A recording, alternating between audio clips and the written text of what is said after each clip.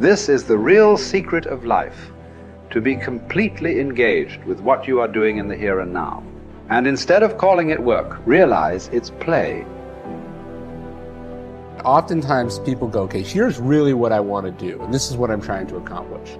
And then they see all these other things that other people are doing, and then they kind of see that as like a grab bag. And they're like, I want a little of this, and a little of this, and a little of this, and I want it all at the same time. And that's not really possible, you know? You can't play 5 sports at the same time. You got to pick one, you got to special. Maybe you can do 2, but you probably can't do 5, right? Number 1 is that you need to really get amped up about why that goal matters to you. Because once you know why the goal matters, that's going to be that thing that gives you meaning and purpose, that turns into a passion, that allows you to show up and keep doing it when you're bored.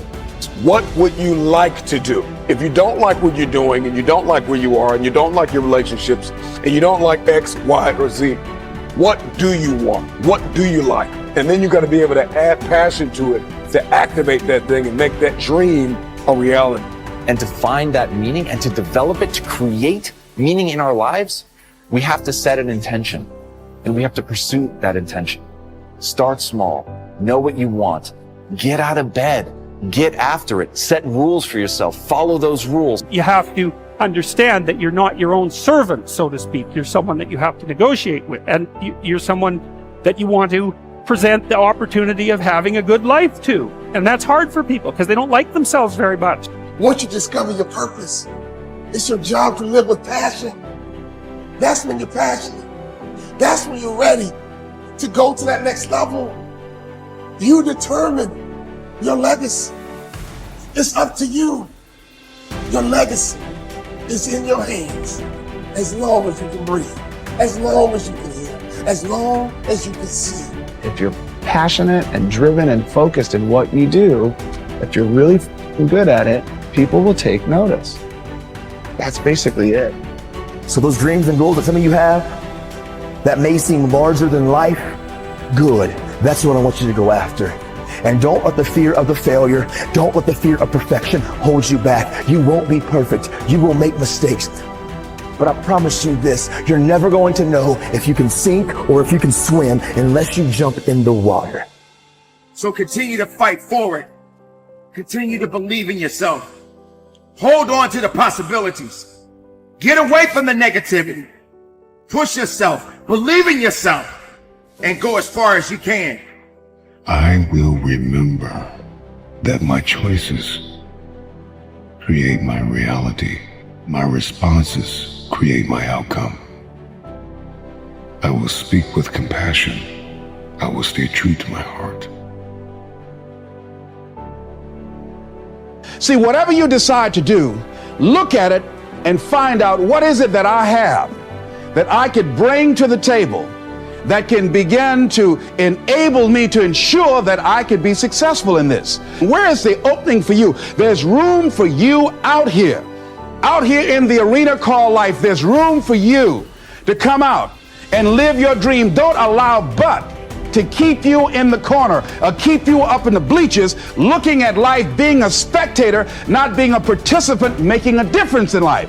I believe that all of us came here with something. All of us showed up to give something, and that nobody's going to give that service that you have to give. No one's going to produce your product. No one's going to write your book.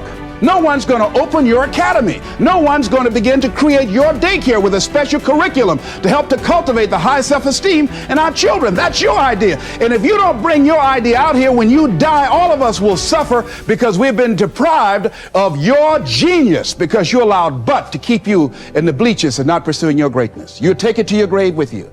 And that's what most people do. Now here's the simple formula for setting goals. It goes like this. A, work on your goals. That's step 1. Work on them. And I put the word work there deliberately. Setting goals is plain hard work. I don't want to kid you. We haven't come here tonight to kid each other. It's work. I know it's work. That's why a lot of people just let it slide. It's work. Many people work hard on their job, but they don't work hard on their future. They just let that slide. And the work involved is making plans. I know most people don't. I understand that. But don't let that be you. Guy says, well, yeah, you work where I work. By the time you struggle home, it's late. You've got to eat a bite of supper, watch a little TV, get to bed. You can't sit up half the night. Plan, plan, plan.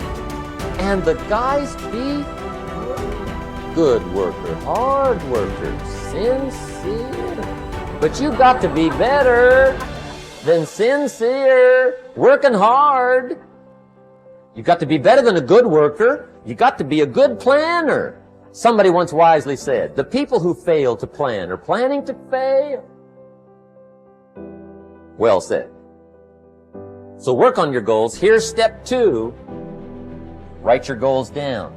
That's so important. I teach my staff around the world, put your goals in your journal. Because one of the major people you want to study is yourself. So here's the list of goals I put together 3 weeks ago. Here's the list of goals I put together 2 years ago. Here's some of the changes I made, rearrangement of my priorities. I scratched these off, I put these on, I've gotten these. Study your accomplishments, study what your desires are. Put them on paper, write them down. Here's another reason for writing your goals down. It shows you're serious about doing better. And to do better, you gotta get serious. You don't have to be grim, but you must be serious. Everybody hopes things will get better. Everybody hopes. Poor people hope. That ought to tell you something. It means the future does not get better by hope. It gets better by plan. In studying warfare and battles over the centuries, I have always been fascinated by the situations where a smaller force defeated a numerically superior force. In every case, what I discovered was that the numerically smaller force was far better organized, more methodical, and more orderly in its plan of attack and execution than was the larger, more disorganized force. By the same token, an ordinary person with a system or recipe for problem solving can run circles around highly intelligent or well-educated people who throw themselves at their problems without a method or process for solving them. Always be sure to think on paper. Write things down. There is something that happens between the brain and the hand when you write. You get a greater sense of clarity and understanding with regard to the issues involved. You think better. Your perception is sharper. You actually become smarter and more creative by the very act of writing everything down as you go along and before you make a decision. One of the most important parts of your personal philosophy should revolve around the development of options. The rule is you are only as free as your well-developed alternatives. If your goal is to be happy, successful, and free, you must have choices. There must be more than one thing that you can do in every situation. You can never allow yourself to be trapped with only one course of action open to you. From the time you take your first job, make your first investment, or embark on any part of life, you should immediately begin to develop an alternative to that if something should go wrong. Always be looking for ways to use your creativity to add value by doing things faster, better, cheaper, or easier in some way.